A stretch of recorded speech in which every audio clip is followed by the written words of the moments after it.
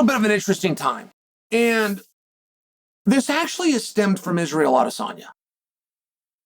Adesanya is one of the greats. Like, if you're going to stand back and you're going to study somebody, Adesanya and Sugar Sean are guys that had very clear strategies. And they went out and they implemented their strategies. Now, Adesanya said something interesting. Out of nowhere, he comes out and says, I'm going to let the fans pick my next fight. And the fans always pick your next fight. It was just cool that he said it. It was also cool because what is on the line in Izzy's next fight? Who will it be against and why? Izzy doesn't currently have a grudge. He's not currently in a title fight. He's not currently in a elimination fight. There was a rumor that he was going to fight Sean Strickland. And I believe that that rumor was true. I believe they were moving in that direction and even had agreed on that fight. But then Sean got hit with the suspension, just to take you guys down memory lane. So for Izzy to come out and say that my next opponent is going to be picked by the fans, it makes it interesting. There's something about it that makes it interesting. Everybody else that fights on the card that night is because they got a phone call and the matchmakers are looking at contracts. Like, oh, let's put you and this should be a good fight. And then you got to start with square one. You got to start building your videos and you got to start telling your story. Then maybe you get to a press conference and something cool happens. I mean, like, this is the business. So for Izzy to actually have a little bit of a story to tell, which is I'm going to let the fans pick my next fight, I just thought that it was an interesting thing. Now, I want to talk about fans picking next fights because we are on the cusp of two fights that nobody asked for. And I don't say this in a condescending way. I follow the threads. I have my thumb on the pulse.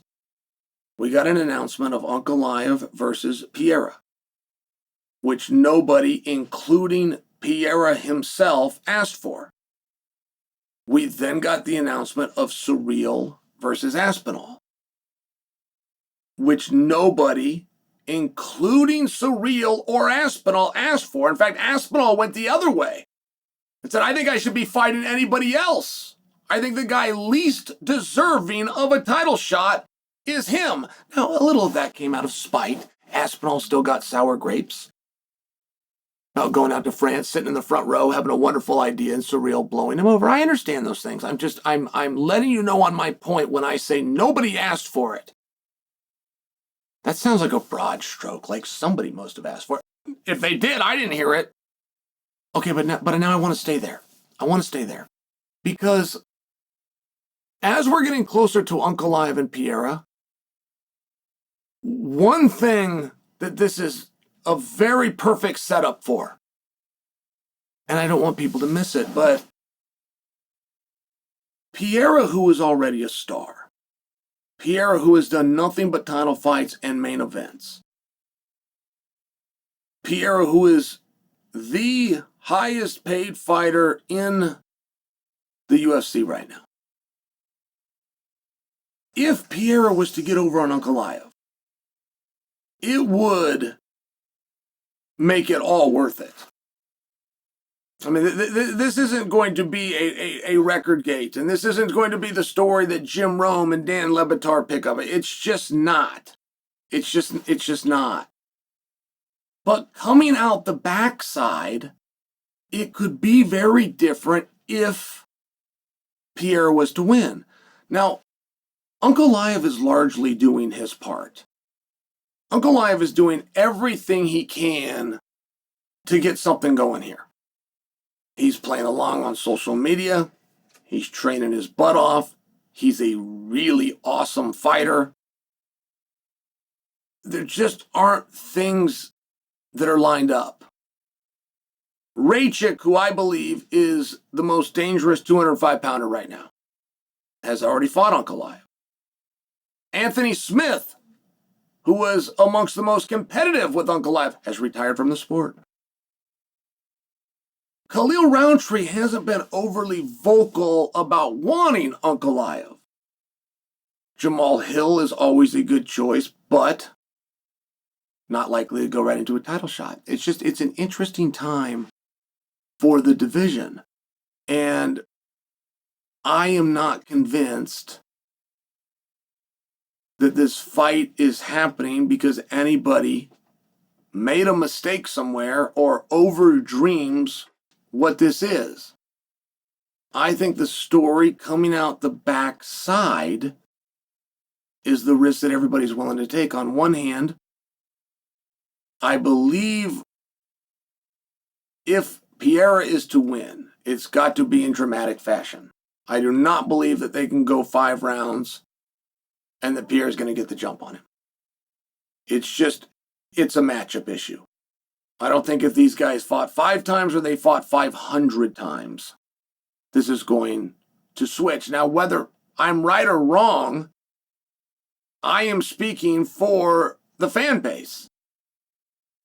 And you don't have a business because you have great fights. That's make-believe. You don't have a business because you have wow moments. That's make-believe. This is just a made-up way the story is told. You have a business based on one thing only, which is anticipation. Doesn't matter how good the fight is while it's going on or when the fight is over. It is anticipation. That is the only thing that equates to dollars and cents. Now, the reason I share that with you, not only would Pereira be very massive coming out the back end, but now they're one apiece, which is a problem. The first fight wasn't asked for. The first time that these guys fought us, because we found ourselves in a situation where there was just nowhere else to go. And believe me, we tried everything. We tried to get Rachik to derail the train. We brought Khalil in as the number 8 guy and we did everything we could to not make the fight. Okay, finally we got to make the fight. Well, now we're remaking the fight. The same fight that nobody asked for, including the athletes that are involved in the fight. Okay, great. I can't imagine, I just can't, that we would then go to a part 3, and if Pereira wins, it would seem as though we have to go to a part 3. It would be wrong not to do. Like it is almost impossible for me, I'm going to switch weight class here, but it's almost impossible for me to believe that there is any scenario where you would put Ciryl Gane and Jon Jones back in the cage together.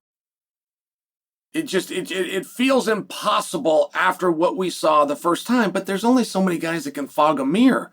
And what are you going to do if Ciryl goes out and beats someone? What are you going to do? You start to find yourself in these interesting situations. And when I do look at Alex Pereira, not only would he get such a bump out of beating Ankalaev, but I don't believe that they're going to go to part 3, of which you have to go to. So what is my point? I don't think you see Pereira again at 205 pounds. I don't think the story here is Pereira getting a rematch at 205 pounds. I believe this is the farewell to Pereira at 205 pounds. Win or lose. Don't forget, we did not get him to light heavyweight because he cleaned out middleweight. That is a misremembering by you. That's how you remember the story. I've heard many of you say it all the time. Well, he beat everybody at middleweight, so he moved up to 205. That is not what happened. That's just how you remember it. We got him to 205 because he got knocked out at 185. He was no longer the champion. He was free to move weight classes. And at 205 pounds, should he lose to Ankalaev, I don't think Pereira is going to return to 205 pounds. He doesn't want to. He didn't want to do this fight. He did not ask for this fight. But if he wins, how do you get him out of the division? And if that's the bigger story and that's the more important thing to do, I mean, this again, I realize that I've jumped on a lot of bases here, but it's very meaningful. Like as we talk about the White House card and we're trying to build a card that's 9 months away on a date that switched twice now, with a main event that absolutely had to be there to now, no matter what, cannot be there, in a venue that was going to hold nobody, then it was going to hold 5,000, and now it's going to hold 85,000. I'm just sharing, like, as you've got these moving parts, you're only as good as the information that you've got when you've got it. And as you're trying to build really big fights, you do forget about a guy like Pereira, who, if he moves to heavyweight, Pereira versus Aspinall all of a sudden becomes the biggest fight in the industry. Pereira versus Jon Jones all of a sudden becomes the biggest fight in the industry. Pereira versus Ciryl all of a sudden makes Ciryl interesting to the industry. it's a very different world. But to get there, we got to get through Pereira and Ankalaev. And while the story going into this fight is not the hottest, the potential story to come out of this fight is amongst the biggest in MMA.